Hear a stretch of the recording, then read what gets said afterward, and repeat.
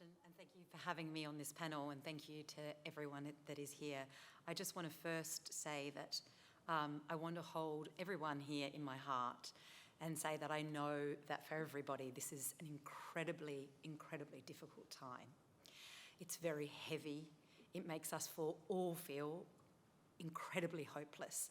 But I think coming together this evening, and thanks to ICJP for bringing us together, is so important to collectively show solidarity, to be one, and to say every human life matters. So thank you for being with me here today to say that. So in relation to the context within which we see this happening, so Human Rights Watch came out with a report in 2021, and it was not by any means the first organisation to say this, but we echoed what had been found by Jewish and Palestinian human rights organisations when we said that what Israel was doing is committing the crimes against humanity of apartheid and persecution. They are systemically and violently discriminating against the Palestinian population. This is not just in their acts, but this is a policy of the state of Israel. One needs to look no further than the nation-state law, which talks about Israel as a Jewish state and the right of self-determination for the Jewish Israeli people exclusively. We then only need to look at the systemic discrimination that Palestinians suffer across the occupied Palestinian territories and across Israel. We see systemic discrimination in civil and political rights, those rights that are enjoyed by settlers and are denied to the Palestinian population. We have Palestinians now and hundreds that have been unlawfully detained in administrative detention without charge or trial. Children, women, and many others. We have land rights in East Jerusalem that are held exclusively for the Israeli Jewish population and not for the Palestinian population. We have, as we know, had a 16-year blockade on Gaza. And we have had the continual expropriation of Palestinian land, which is supported violently by the state of Israel. So whilst everybody is correct, all of the international leaders are correct, and everybody is correct in saying that nothing justifies war crimes, whether committed by Hamas or whether committed by the state of Israel.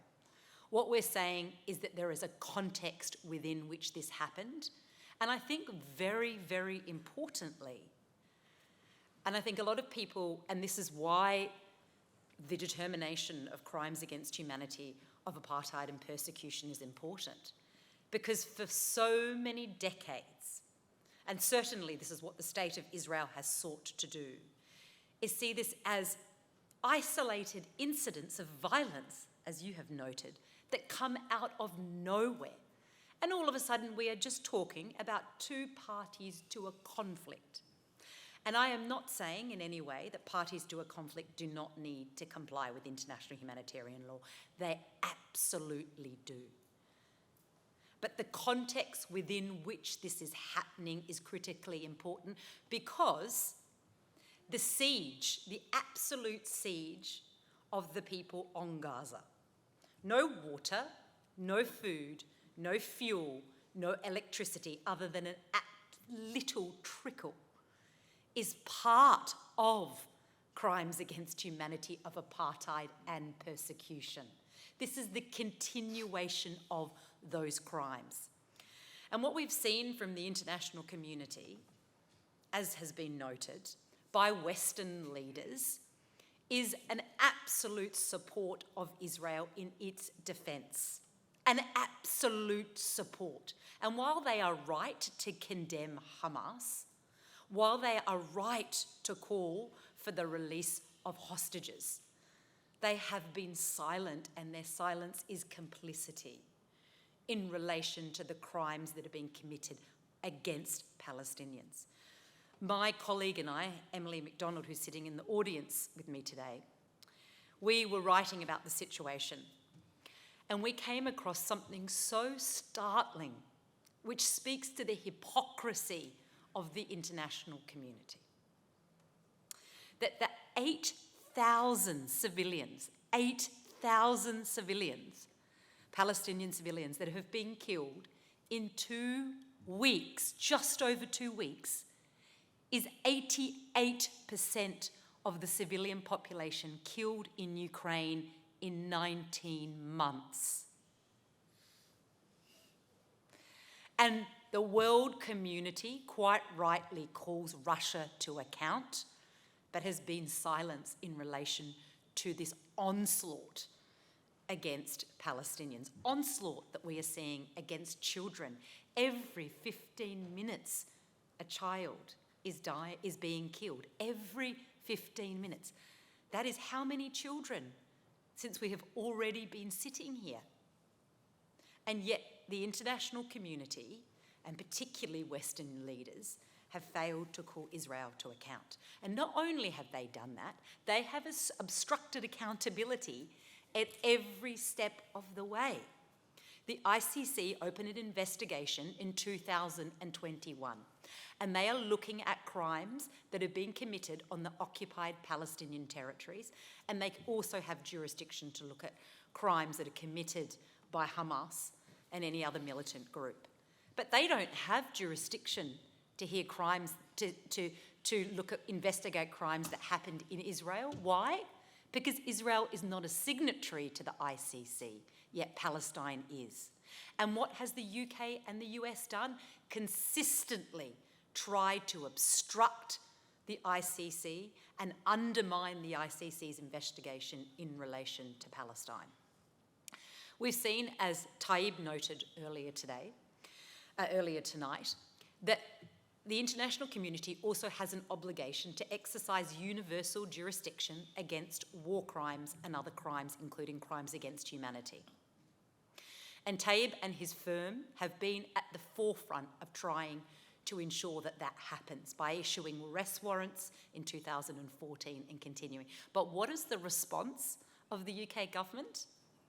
The response of the UK government was to provide impunity by way of immunity to Israeli officials that come to the UK. Special missions immunity.